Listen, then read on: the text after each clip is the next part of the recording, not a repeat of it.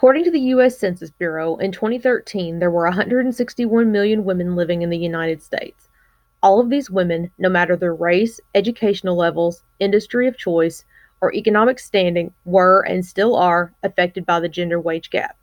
White women are paid somewhere between 79 to 89 cents for every dollar a white non-Hispanic man makes. Minority women fare even worse. Black women make 62 cents from every dollar, Native American women make 58 cents, and Latinas make only 54 cents for every dollar. This is despite the Equal Pay Act of 1963 that was supposed to abolish the wage gap between men and women.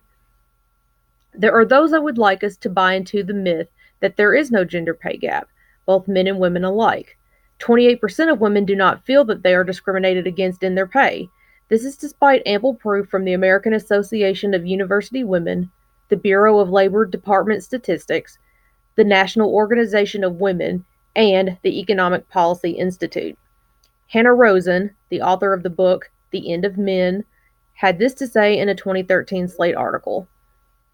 The official Bureau of Labor Department statistics show that the median earnings of full-time female workers is 77% of the median earnings of full-time male workers.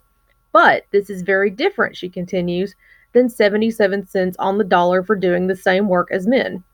The latter gives the impression that a man and a woman standing next to each other doing the same job for the same number of hours get paid different salaries.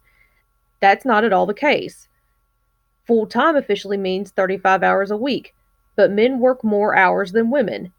That's the first problem, she concludes. We could be comparing men working 40 hours to women working 35. In black and white terms, this assessment of the statistics makes sense, especially to our country's capitalist-structured meritocracy.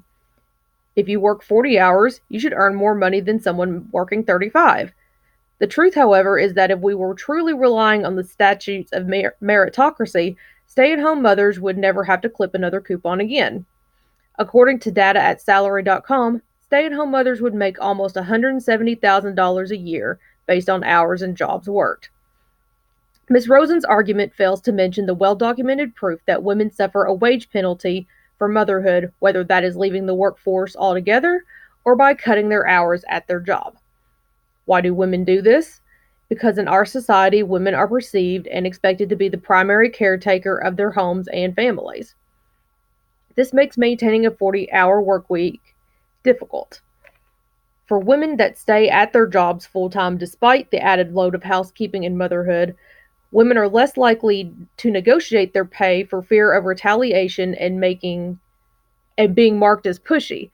A man that asks for a raise and asserts himself in a meeting is seen as a go-getter. A woman is called bossy and other beat words.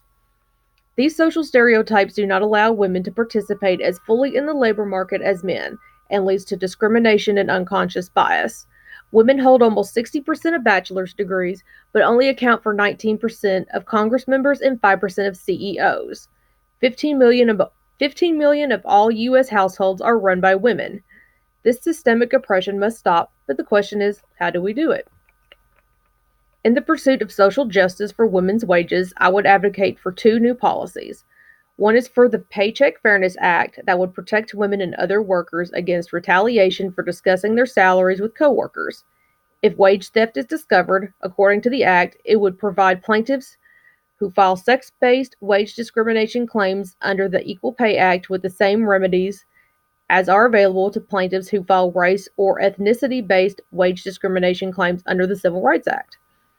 I would also advocate for paid maternity leave with the Family and Medical Insurance Leave Act, also known as the Family Act.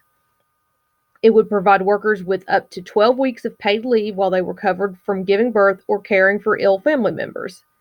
Women are 54% more likely to stay with their employer if they are given paid leave and have reported higher wages upon returning, further proving that women do not, in fact, deserve to make less than men. We simply need good policy in place to meet their unique societal and familial challenges.